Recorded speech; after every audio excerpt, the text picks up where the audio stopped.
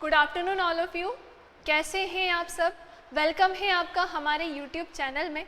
जैसे कि मैं कुछ दिन पहले एक वीडियो लेकर आई थी और मैंने उसमें आपसे बताया था पूरा सिलेबस जेल प्रहरी का और कहा था कि मैं एक सीरीज़ लेकर आऊँगी हिंदी की भी। तो आज हम डिस्कस करेंगे हिंदी के ही प्रश्नों को जो कि जेल प्रहरी में पूछे गए हैं। ठीक है, तो उस सीरीज़ को हमें स्टार्ट करना है और उसके पहले मैं आपको कुछ डिटेल देना चाहती हूँ कोर्स से रिलेटेड। जैसे कि आप स्क्रीन पर देख रहे हैं, एक न्यू ऑनलाइन बैच स्टार्ट हो रहा है हमारे ऐप पर। ऐप का नाम है श्रीराम प्रतिभा एकेडमी ऐप और ये जो कोर्स रहेगा वो स्पेशल ज्योग्राफी रहेगा और पॉलिटी रहेगा। यदि आप ज्योग्राफी पढ़ना चाहते हैं या पॉलिटी पढ़ना चाहते हैं तो आप हमारे इस बैच को ज्वाइन कर सकते हैं। ये जो बैच है ये स्टार्ट हो रहा है 20 अगस्त से।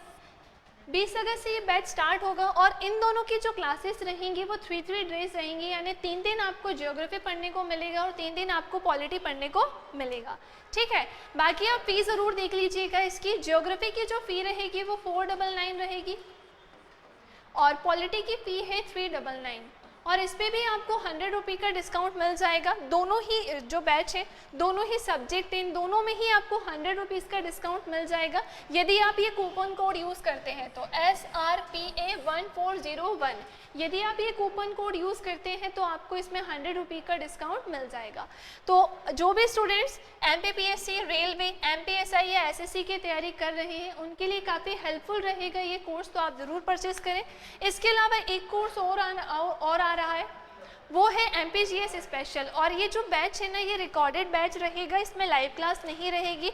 ज्योग्राफी और पॉलिटी में आपको लाइव क्लास मिल जाएगी, लेकिन MPGS का जो स्पेशल बैच है इसमें जो क्लासेस रहेंगी वो रिकॉर्डेड रहेंगी और ये बैच स्टार्ट हो रहा है 16 अगस्त से।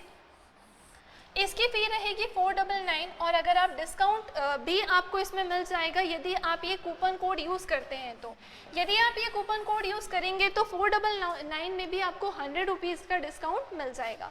ठीक है, और बाकी जो भी स्टूडेंट्स MPPSC, MPSI और जो व्यापम की एग्ज़ाम की तैयारी कर रहे हैं उनके लिए काफ़ी हेल्पफुल रहेगी ये वीडियोज़, क्योंकि MPGS से ज़्यादा क्वेश्चन पूछे जाते हैं। तो आगे बढ़ते हैं अब हम हमारे चैनल क्वेश्चंस की तरफ। जैसे कि मैंने कहा था हम प्रीवियस ईयर के पेपर्स को पहले सॉल्व करेंगे। अभी हमारा टारगेट मध्य प्रदेश जेल प्रहरी है, हमें इस बार पेपर निकालना है जेल प्रहरी का। तो 20 में से 20 यदि हिंदी में लेकर आने हैं तो बैच तो हमारा स्टार्ट हो गया है। इसके अलावा हम प्रीवियस ईयर पेपर भी आपको सॉल्व कराएंगे। प्रैक्टिस जो सीरीज़ है आपकी प्रैक्टिस सेट से वो भी अब स्टार्ट कर दिए हैं हमने। तो पहले आज हम डिस्कस करेंगे 2017 का। 2017 में जो वैकेंसी आएगी थी जेल प्रहरी की, उसमें हम 18 जुलाई 2017 का पेपर डिस्कस करेंगे आज, जिसमें 20 प्रश्न पूछे थे हिंदी के। तो चलिए स्टार्ट करते हैं और देखते हैं हमारा आज का पहला प्रश्न। बहुत ही आसान प्रश्न है ये। तो प्रश्न क्या है? निष्कपट में संधि है। देखो, संधि से ये प्रश्न पूछा गया है। संधि होती क्या है पहले तो आप ये समझो। ठीक है, निष्कपट में संधि पूछी है और कौन कौन से ऑप्शन है? ऑप्शन में है गुणस्वर संधि, यस्वर संधि, व्यंजन संधि और विसर्ग संधि। ये 4 संधि आपको ऑप्शन में मिलेगी। और संधि क्या होती है तो थोड़ा ध्यान से समझिएगा।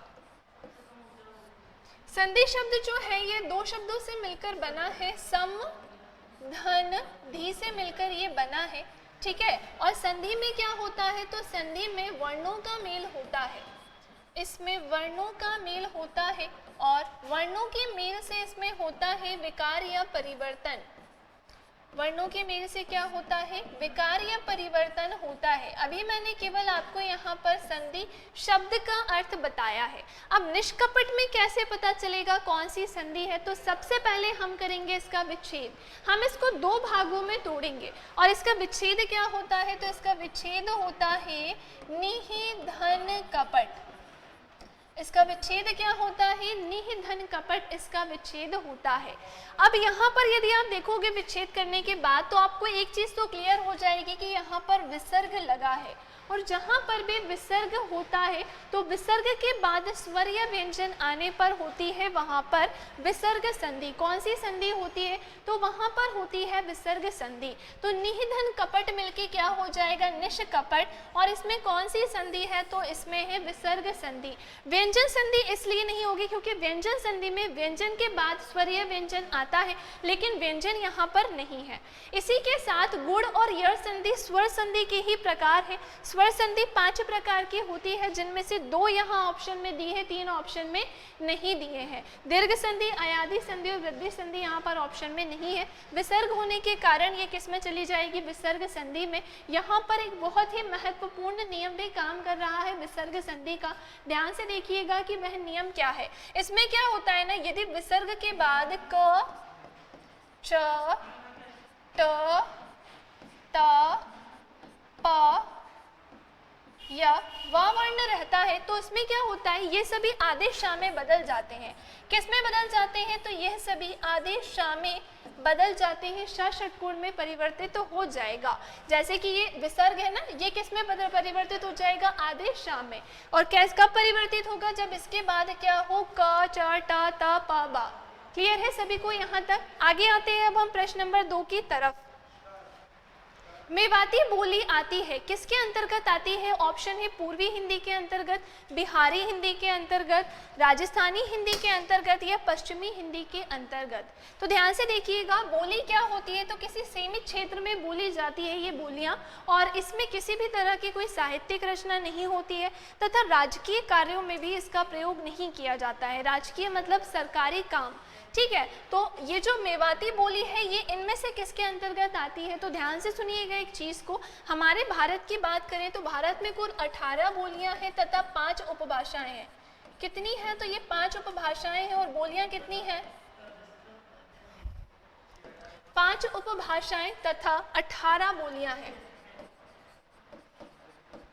लेकिन व्यापम में जो प्रश्न पूछा जाता है कि कितनी बोलियां हैं, तो आपको ऑप्शन में 18 तो मिलेगा, लेकिन आंसर आपको तब कितना लगाना होगा, 17, क्योंकि व्यापम आंसर 18 नहीं 17 लेकर चल रही है, तो हमें भी आंसर 17 लेकर चलना है, ठीक है।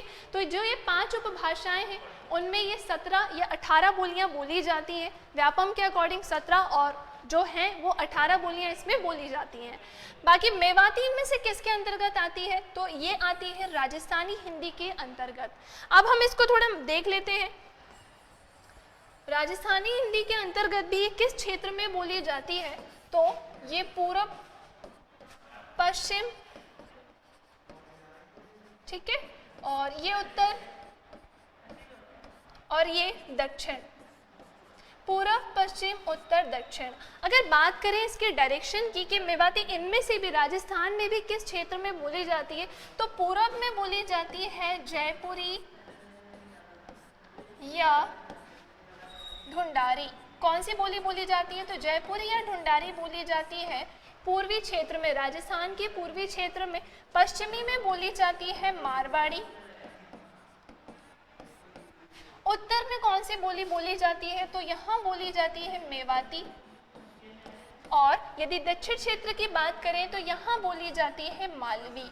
तो ये मैंने 4 बोलियां और बता दी। इसी में आपको राजस्थानी जो उपभाषा है इसके अंतर्गत 4 बोलियां बोली जाती हैं, और ये मैंने यहाँ पर आपको बताया है। यदि मेवाती को भी हम देखेंगे और डिटेल में, तो ये राजस्थान के उत्तरी क्षेत्र में बोली जाती है, ठीक है। इसलिए क्वेश्चन नंबर 2 का आंसर हो जाएगा 3rd वाला। आगे आते हैं अब हम प्रश्न नंबर 3 की तरफ। ऋण शब्द क्या है, तो ऋण शब्द का हमें ऑप्शन दिया है यहाँ पर संकर शब्द, तत्सम शब्द, तद्भव शब्द या देशज शब्द। तो ये है क्या, सबसे पहले ऑप्शन को देखिएगा। संकर शब्द की यदि बात करें तो 2 भिन्न स्रोतों से आए शब्दों के मेल से जो शब्द बनता है उन्हें संकर शब्द कहते हैं। इसमें होता ये है कि जो शब्द रहता है उस शब्द को यदि हम तोड़ें, उसको भागों में विभाजित करें, तो वो दोनों ही अलग भाषा के होने चाहिए।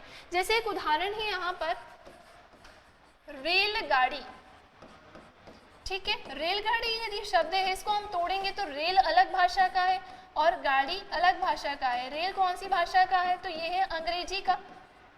और गाड़ी शब्द कौन सी भाषा का है, तो गाड़ी शब्द है हिंदी का।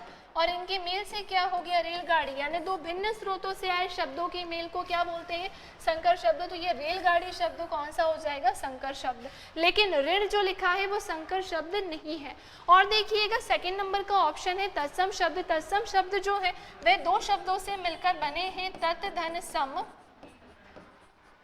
जिसका अर्थ होता है उसके समान। तत्सम शब्द दो शब्दों से मिलकर बने हैं, तत् धन सम, और जिसका अर्थ क्या होता है उसके समान, यानी ऐसे शब्द जिनका जो संस्कृत के रूप में ही प्रयुक्त किए जाते हैं, जो है तो संस्कृत से ही और उसी रूप में प्रयुक्त किए जाते हैं, तत्सम शब्द कहलाते हैं। और तद्भव शब्द क्या होते हैं, तो ऐसे शब्द जो लिए तो संस्कृत से गए हैं लेकिन आज उनका स्वरूप बदल गया है, ऐसे शब्द तद्भव शब्द कहलाते हैं। और यह भी दो शब्दों से मिलकर बने हैं, तत् धन भव। किसके मेल से बने हैं, तो यह भी दो शब्दों से मिलकर बने हैं, तत् धन भव के मेल से। क्लियर है। और नेक्स्ट और लास्ट देखिएगा, देश शब्द जो कि दो शब्दों से मिलकर बना है, देश धन जा, जिसका अर्थ होता है देश में जन्मा, यानी ऐसे शब्द जिनका जन्म देश में ही हुआ हो, ऐसे शब्द देश शब्द कहलाते हैं। तो ये जो ऋण शब्द लिखा है ये कौन सा शब्द है, तो ये संस्कृत का शब्द है, यानी तत्सम का शब्द है। इसलिए थर्ड नंबर के जो प्रश्न है उसका आंसर हो जाएगा सेकंड वाला। एक प्रश्न से 3-4 प्रश्न यदि आप निकालोगे तो आपके लिए बहुत ही आसान होगा हिंदी पढ़ना या कोई भी सब्जेक्ट पढ़ना, क्योंकि मैंने एक ही जो ये प्रश्न है इसमें कई सारी चीज़ें आपको बता दी हैं। चलिए आगे आते हैं। अब हम प्रश्न नंबर 4 है, यथास्थान पद में समास है। ठीक है, अब अभी इससे पहले हमने देखा था संधि का प्रश्न, अब पूछा गया है समास का प्रश्न। तो समास क्या होता है, ये दो शब्दों से मिलकर बना होता है, सम धन आस। सम धन आस के मेल से बना है। सम का अर्थ होता है संक्षिप्त और आस का अर्थ होता है कथन या शब्द। ठीक है, और इनके मेल से क्या बनता है, संक्षिप्त कथन या शब्द। संक्षिप्त मतलब छोटा, यानी ऐसे शब्द समास में क्या होता है, वह शब्द आते हैं जिनके मेल से कोई एक सार्थक शब्द बनता है। सार्थक मतलब ऐसे शब्द जहां आप शब्दों का मेल करें तो उसका कुछ ना कुछ अर्थ निकले, ऐसे शब्द कहलाते हैं समास। ठीक है, अब यहाँ पे प्रश्न पूछा है यथास्थान में, ऑप्शन है अव्ययी भाव समास, द्विगु समास, कर्मधारय समास या द्वंद्व समास। तो क्वेश्चन नंबर 4 का जो आंसर है वो है अव्ययी भाव समास। क्या है इसका आंसर, तो इसका आंसर है अव्ययी भाव समास। अव्ययी भाव समास का होता है पहला पद प्रधान। क्या होता है इसमें, तो इसका पहला पद होता है प्रधान, मेन या कह सकते हैं मुख्य। अब हमें कैसे पता चलेगा कि किसी भी शब्द का पहला पद प्रधान है, तो उसमें ना कुछ उपसर्ग आते हैं, प्र, प्रति, यथा, हर, भर, निसा, ये सारे उपसर्ग इसमें पूछे जाते हैं और ये सारे उपसर्ग इसमें आते हैं। यदि कहीं पर भी किसी शब्द में यदि इस तरह के उपसर्ग मिल जाए तो वहाँ अव्ययी भाव समास होता है। इसके अलावा ध्यान दीजिएगा, अव्ययी भाव समास में शब्दों की पुनरावृत्ति भी होती है। पुनरावृत्ति मतलब जहाँ पर शब्द रिपीट हो रहे हो, जहाँ पर रिपीटेशन हो रही हो, जहाँ पर भी शब्दों की पुनरावृत्ति मिले वहाँ पर भी आप उत्तर अव्ययी भाव समास लगा सकते हैं। लेकिन अभी इसका आंसर हमें क्या देना है, उपसर्ग लगा है। उपसर्ग कौन सा है, यथा, और पहला पद प्रधान होने के कारण ये किस में चला जाएगा, अव्ययी भाव समास में। अच्छा, द्विगु समास क्या होता है, तो इसमें पहला पद होता है संख्यावाचक और विग्रह कटने पर इसमें समूह या समाहार का बोध होता है। कर्मधारय समास की बात करें तो इसका दूसरा पद प्रधान होता है। इसका कौन सा पद प्रधान होता है, तो इसका दूसरा पद प्रधान होता है। द्वंद्व समास की बात करें तो द्वंद्व समास के दोनों ही पद प्रधान होते हैं। इसके कौन से पद प्रधान होते हैं, तो इसके दोनों ही पद प्रधान होते हैं और यहाँ पर शब्द एक दूसरे के होते हैं विपरीत। क्या होता है यहाँ पर, तो शब्द एक दूसरे के विपरीत होते हैं। चलो आगे आते हैं। अब हम पक्षी शब्द का पर्यायवाची है, तो 4 ऑप्शन दिए हैं आपके पास। पक्षी शब्द का पर्यायवाची क्या है, ऑप्शन में है द्विज, खग, अंडज या उक्त सभी। तो पक्षी शब्द का पर्यायवाची इनमें से है उक्त सभी। द्विज भी है इसका पर्यायवाची, खग भी है, अंडज भी है, ये सारे ही पर्यायवाची किसके हैं, पक्षी के। क्लियर है सभी को यहाँ तक। नेक्स्ट आइएगा प्रश्न नंबर 6 की तरफ। स्वार्थ सुकृत न श्रम व्रथा देखी विहंग विचारी, बाज पराए पानी परी तू पच्छिन ना मारी, पंक्ति में है। तो हमें बताना ही ये जो पंक्ति दी गई है इसमें कौन सा अलंकार है। ऑप्शन देखिएगा, उपमा अलंकार, सेकंड है अन्योक्ति अलंकार, थर्ड है यहाँ पर विशेषोक्ति अलंकार और फोर्थ नंबर पर है अतिशयोक्ति अलंकार। अर्थ देखिएगा पहले इन चारों के, फिर इस पंक्ति का अर्थ मैं बताऊंगी। ठीक है, देखो इस तरह के जो उदाहरण आते हैं उसको हम कैसे हल करेंगे, कैसे मतलब निकालेंगे, कैसे अर्थ निकालेंगे, क्योंकि इस तरह के जो उदाहरण आते हैं उसमें थोड़ी कंफ्यूजन हो जाती है। ये आपसे तब बनेंगे जब आपको पर्यायवाची याद हो, विलोम शब्द याद हो, या हिंदी में थोड़ा बहुत आपको शब्दों की जानकारी हो, तो ही आप इस तरह के शब्दों का अर्थ निकाल सकते हैं। ऑप्शन देखिएगा, जैसे उपमा अलंकार लिखा है, ये होता क्या है, तो जहाँ उपमेय में उपमान की समानता या तुलना होती है वही होता है उपमा अलंकार। सेकंड नंबर पर है अन्योक्ति। अन्योक्ति शब्द दो शब्दों से मिलकर बना है, अन्य धन उक्ति, जहाँ पर किसी दूसरे के लिए कोई उक्ति या कथन कहा जाए अन्य के लिए, तो वहाँ पर होता है अन्योक्ति अलंकार। या कह सकते हैं जहाँ लक्ष्य किसी और को किया जाए तथा बात किसी और के लिए कही जाए, वहाँ होता है अन्योक्ति अलंकार। ठीक है, थर्ड नंबर पर है विशेषोक्ति अलंकार, जहाँ कारण तो हो लेकिन कार्य ना हो, वहाँ होता है विशेषोक्ति अलंकार। क्लियर है यहाँ तक? विशेषोक्ति अलंकार कहाँ होगा, जहाँ कारण तो है लेकिन कार्य नहीं हो रहा होगा। चलो अतिशयोक्ति क्या होता है, तो ये तो पता होगा, जहाँ बातों का वर्णन लोक सीमा का उल्लंघन करके किया जाए, वहाँ होता है अतिशयोक्ति अलंकार। अब इस पंक्ति को देखिएगा, इस पंक्ति का अर्थ क्या निकल रहा है, तो स्वार्थ मतलब होता है स्वार्थी, सुकृत यानी पुण्य कर्म, श्रम मतलब मेहनत परिश्रम, और वृथा मतलब होता है व्यर्थ, देखिए यानी देखना, विहंग मतलब होता है पक्षी।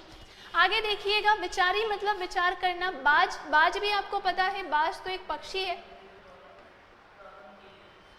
पराया मतलब दूसरा कोई अन्य, पानी मतलब पानी यानी कि हाथ, परे तो पक्षिन ना मारी, पक्षिन यानी कि पक्षी को ही। ठीक है, तो यहाँ पर क्या हो रहा है, अन्य के लिए ये उक्ति यानी कि कथन कहा गया है। पहले इसका हम अर्थ निकालते हैं, उसके बाद अन्य यानी दूसरे व्यक्ति के बारे में बात करेंगे कि वह व्यक्ति कौन है जिसके लिए ये कथन यहाँ पर लिखा है। तो ये जो बाज है ना, पक्षी है, ये क्या कर रहा है, दूसरे यानी कि पराये की बातों में आकर अपने ही पक्षियों को मार रहा है, यानी ये अपने ही पक्षियों को मार रहा है। तो बोला जा रहा है, ए बाज एक बार और विचार कर, सोच एक बार, तू अपने ही पक्षियों को दूसरों के कहने पर मार रहा है।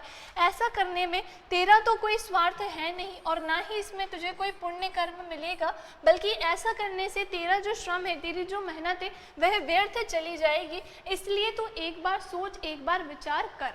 अब ये जो पंक्ति है, ये जो यहाँ पर उक्ति कही गई है, ये किसके लिए कही गई है, तो ये कही गई है राजा जयसिंह के लिए। किसके लिए कही गई है, तो राजा जयसिंह के लिए पंक्ति कही गई है। शाहजहां के दरबार में राजा जयसिंह क्या करते थे, शाहजहां के कहने पर ही इन्होंने अपने हिंदू राजाओं को मारना शुरू कर दिया था।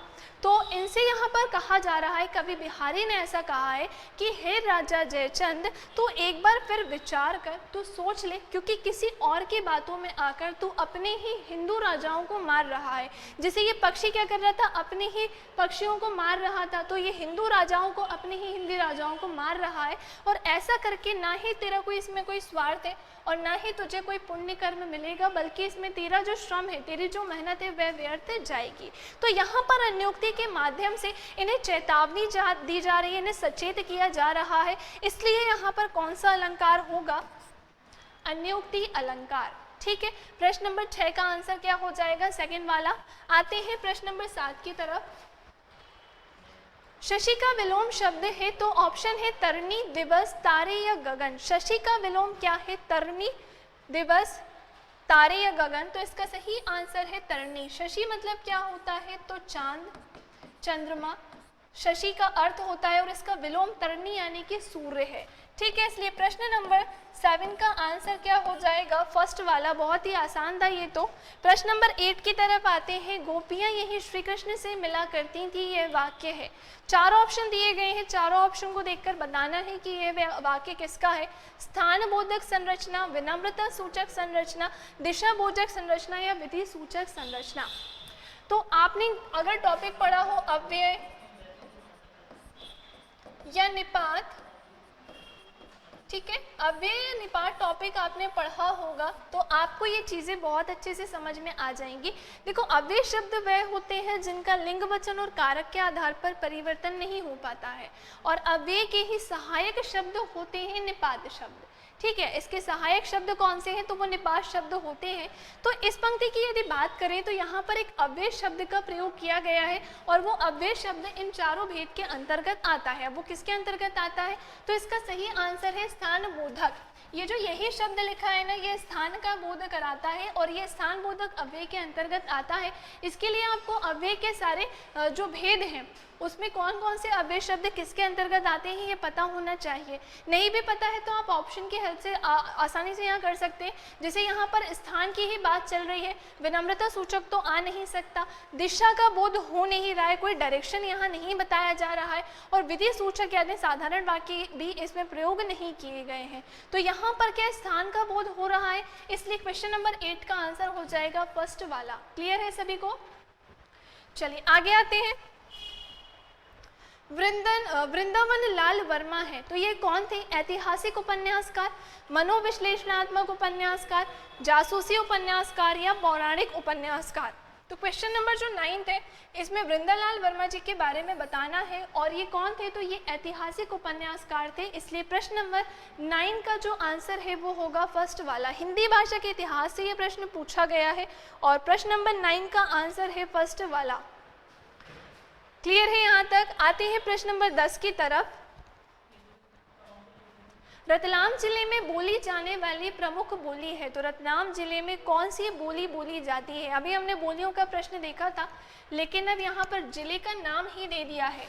ऑप्शन है निमाड़ी, बुंदेली, बघेली या मालवी। तो ये रतलाम जिले की बात चल रही है और रतलाम जिले में बोली जाती है मालवी। इसका आंसर हो जाएगा फोर्थ वाला, रतलाम जिले में मालवी बोली बोली जाती है। प्रश्न नंबर 11 की तरफ आते हैं। नदी शब्द का अर्थ नहीं है, 4 ऑप्शन दिए हैं, इनमें से कोई एक नदी का अर्थ नहीं होगा और ऑप्शन में है तटिनी, स्रोत, स्फति, निर्झर या सरीर। तो नदी शब्द का अर्थ नहीं है निर्झर यानी झरना। ऑप्शन नंबर 3 में जो निर्झर लिखा है वो नदी का अर्थ नहीं है, बाकी तटिनी, स्रोतस्वती और सरित ये तीनों ही नदी के अर्थ हैं। ठीक है, इसलिए प्रश्न नंबर 11 का आंसर हो जाएगा 3rd वाला। प्रश्न नंबर 12 बहुत ही महत्वपूर्ण है, 1 नंबर का हर सेट में देखने को मिला था। नेब्यूला का हिंदी पारिभाषिक शब्द है, तो नेब्यूला जो लिखा है इसका हिंदी पारिभाषिक शब्द क्या है? ऑप्शन में है आदर्शात्मकता, निहारिका, अमिश्रित या तट संबंधी। तो ये इसमें क्या रहता है ना, ये प्रशासनिक शब्दावली का प्रश्न है, इंग्लिश में शब्द दिया रहता है, हिंदी में अर्थ बताना है। तो नेब्यूला का हिंदी पारिभाषिक शब्द है निहारिका। क्या है इसका आंसर? तो इसका आंसर है निहारिका। ठीक है, निहारिका मतलब ओस की बूंदे, आकाश गंगा और कह सकते हैं तारों का गुच्छा। इसलिए क्वेश्चन नंबर 12 का आंसर हो जाएगा 2nd वाला।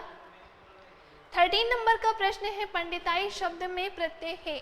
देखो उपसर्ग और प्रत्यय से भी प्रश्न बनते हैं और यहाँ पर प्रत्यय से प्रश्न पूछा गया है। तो प्रत्यय क्या होते हैं? शब्द के आगे लगते हैं, उपसर्ग शब्द के पीछे लगते हैं। ठीक है, तो पंडिताई शब्द में प्रत्यय क्या लगा है? बड़ी ई, आई, ताई या इताई। तो पंडिताई शब्द में प्रत्यय लगा है आई। पंडित में आई प्रत्यय लगने से ये शब्द क्या बन जाएगा? पंडिताई। क्लियर है सभी को? यहाँ पर पंडिताई में हमने क्या किया? पंडित में आई प्रत्यय लगाया और इसके मेल से बन गया पंडिताई। प्रत्यय 2 प्रकार के होते हैं, एक होता है कृत प्रत्यय और दूसरा होता है तद्धित प्रत्यय। ठीक है, आते हैं प्रश्न नंबर 14 की तरफ। अब तब करना मुहावरे का आशय है। ऑप्शन में है आजकल करना, टाल मटोल करना, बहाना करना या उक्त सभी। तो अब तब करना ये एक मुहावरा है और इसका आशय यानी कि अर्थ क्या है? तो इसका आंसर होगा 4th वाला। आजकल करना भी है इसका अर्थ, टाल मटोल करना भी है और बहाना करना, ये तीनों ही अर्थ हैं किसके? अब तब करना के। ठीक है, आते हैं प्रश्न नंबर 15 की तरफ। मध्य प्रदेश से प्रकाशित साहित्यिक पत्रिका है, तो मध्य प्रदेश से ये पत्रिका प्रकाशित तो होती है और ऑप्शन में है समागम, दलित साहित्य, नया ज्ञानोदय या दस्तावेज। जो साहित्यिक पत्रिका है इनमें से कौन सी है? तो इसका आंसर है समागम। समागम मध्य प्रदेश से प्रकाशित एक साहित्यिक पत्रिका है, इसलिए प्रश्न नंबर 15 का आंसर हो जाएगा 1st वाला। क्लियर है सभी को यहाँ तक? आगे आइएगा प्रश्न नंबर 16 की तरफ। ज्ञानमंडल बृहत हिंदी कोश में लगभग 15 लाख शब्द हैं और ये वाक्य है आज्ञा सूचक वाक्य, इच्छा सूचक वाक्य, विधानवाचक वाक्य, संकेतार्थक वाक्य। तो ये जो यहाँ पर वाक्य दिया है, पहले ऑप्शन को थोड़ा ध्यान से पढ़िएगा। आज्ञा व सूचक वाक्य क्या होते हैं? तो जहाँ किसी प्रकार की आज्ञा दी जाए या किसी भी प्रकार की कोई प्रार्थना की जाए तो वहाँ पर होता है आज्ञा सूचक वाक्य। उसके बाद है इच्छा सूचक वाक्य। तो इच्छा सूचक वाक्य क्या होते हैं? जहाँ पर किसी भी प्रकार की इच्छा, वांछना या आकांक्षा होती है या जहाँ पर किसी के भविष्य के लिए कामना की जाती है तो वहाँ होता है इच्छा सूचक वाक्य। वहाँ क्या होता है? तो वहाँ इच्छा सूचक वाक्य होता है। जहाँ पर कार्य के करने या होने का बोध हो, या कह सकते हैं जहाँ पर किसी भी प्रकार की कोई क्रिया हो रही हो, वहाँ होता है विधानवाचक वाक्य। संकेतार्थक वाक्य क्या होते हैं? जहाँ पर संकेत दिया जाता है किसी प्रकार का, ठीक है, जहाँ पर किसी भी प्रकार का कोई संकेत दिया जाए या जहाँ पर एक क्रिया दूसरी क्रिया पर निर्भर हो, वह वाक्य कहलाते हैं संकेतार्थक वाक्य। तो प्रश्न नंबर 16 का आंसर क्या है? तो इसका आंसर हो जाएगा थर्ड वाला, विधानवाचक वाक्य। अब आप सोचोगे यहाँ पे कार्य के करने या होने का या किसी प्रकार की कोई क्रिया तो हो नहीं रही है, तो इसमें एक चीज़ और शामिल होती है, जितने भी यूनिवर्सल ट्रुथ होते हैं वह सभी भी इसमें शामिल होते हैं। और कभी भी इस तरह का कोई उदाहरण आए, आपको कोई नकारात्मक चीज़ नहीं दिखे, कोई आज्ञा नहीं दिखे, कोई संकेत या कोई इच्छा ना दिखे, तो आप यूनिवर्सल ट्रुथ जितने भी रहेंगे उसको किस में ले जा सकते हो? विधानवाचक वाक्य में। क्लियर है? आते हैं प्रश्न नंबर 17 की तरफ। निम्नलिखित में विलोम शब्द युग्म नहीं है। कोई 3 विलोम युग्म होंगे और कोई एक नहीं होगा, उसकी पहचान करनी है।